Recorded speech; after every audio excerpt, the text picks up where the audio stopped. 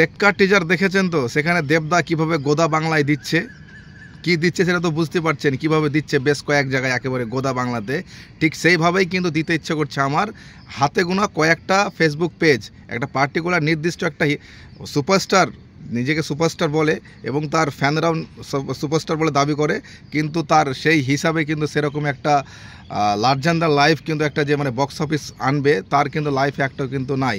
তো সেই নির্দিষ্ট একটা অভিনেতার যারা ফ্যান আছে সেই ফ্যান্স ক্লাব নাম দিয়ে ফেসবুক চালাচ্ছে। আর ওই সেই ফেসবুকের যে পোস্টগুলো ভাই লাস্ট দুদিন থেকে যে ট্রেলার আসা দুদিন হয়ে গেল, তো 2 দিন থেকেই কিন্তু যেভাবে তারা পোস্ট করছে, মানে যেটা বললাম আমারও দিতে ইচ্ছে করছে। আর কয়েকটা হাতে গোনা ইউটিউব চ্যানেল, নাম বলেই দিয়ে ইউটিউব চ্যানেল একটা দেখলাম, যত সম্ভব এস দিয়ে শুরু, সঞ্জু বলে একটা নাম, তারপরে আগে কিছু আছে।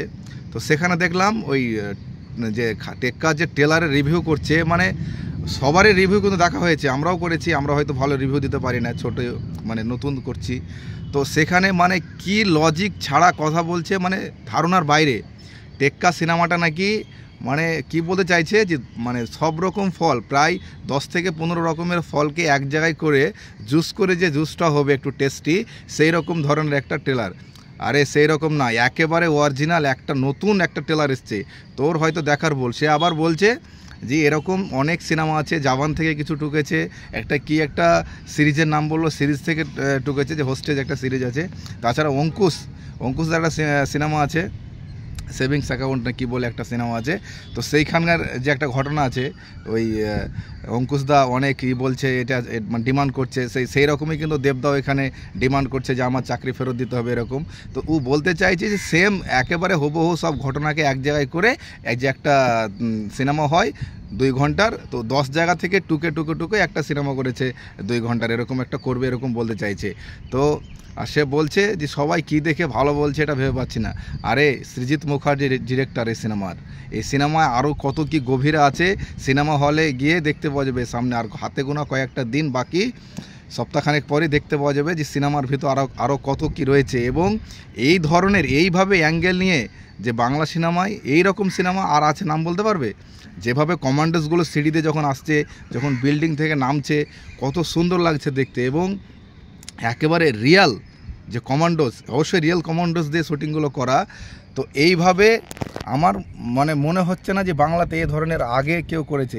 নাম বলে দিচ্ছি, প্রসেনজিৎ, জিৎ, অঙ্কুশ, সোহম, প্রত্যেকের নাম বলে দিচ্ছি। এবার ক্ষতি কী আছে? আমার মনে হচ্ছে না যে কোনো ক্ষতি আছে।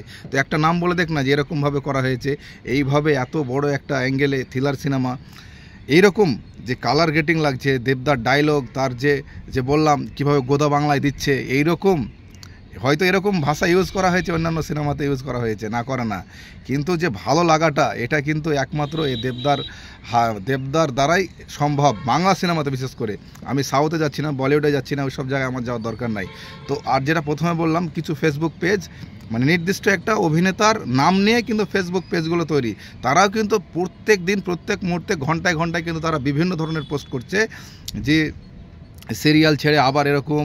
তো সে একবার করতে আবার ওই খাদানের কথা বলছে যে সিরিয়ালে প্রত্যেকটা সিরিয়াল ফ্লপ হয়েছে। ওর মানে ধারণাই নাই যে 14 কোটি টাকা একটা প্রজাপতি সিনেমাতেও মানে ইনকাম করেছে, বক্স অফিস কালেকশান দিয়েছে, যা আমার মনে হচ্ছে না ওর লাইফ টাইম কোনো কালেকশান এরকম মানে হবে তা কোনো সিনেমার আছে তা।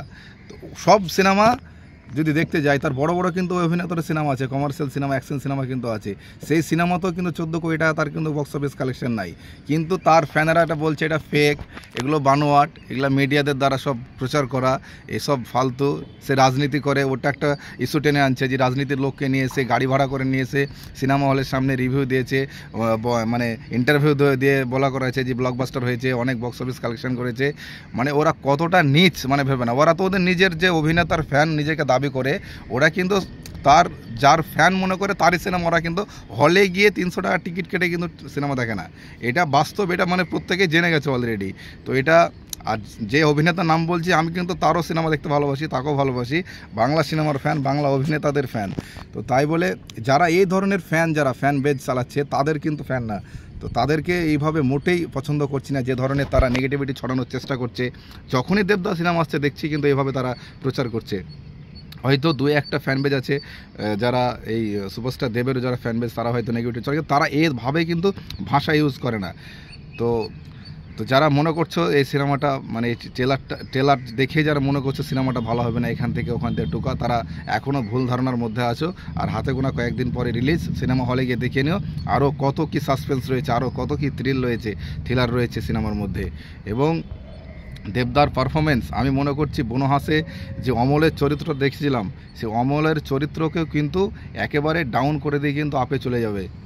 দেবদার যে ক্যারেক্টারটা এখানে একলাখ আলম একটা মুসলিম ক্যারেক্টার আবার প্লে করছে, ওখানে জুলফিকারে মার্কাস আলী করেছিল, এবার করছে দেবদা টেক্কার মাধ্যমে একলাখ আলম। তো আমি মনে করছি অমলের চরিত্রকেও কিন্তু একেবারে টপকে কিন্তু চলে যাবে। এবং বাংলার মানুষ যেটা সবচেয়ে এখন যে মানুষটাকে পছন্দ করে বাংলা সিনেমা দেখার জন্য, যার সিনেমা দেখার জন্য, সে হচ্ছে কিন্তু বর্তমান সুপারস্টার, সেটা হচ্ছে দেব। এবং মানুষ অবশ্যই নির্দ্বিধায় বাংলা সিনেমার হলে গিয়ে দেখবে এবং দেখে, তার প্রমাণ আমরা বেশ কয়েক বছর থেকে কিন্তু সেটা দেখতে পাচ্ছি। তো কেমন লাগলো ভিডিওটা অবশ্যই জানিও। টেক কেয়ার, বাই বাই, দেখা হচ্ছে নতুন আর একটা কোনো ভিডিওর মধ্য দিয়ে। অবশ্যই চ্যানেলটি সাবস্ক্রাইব করে দিও।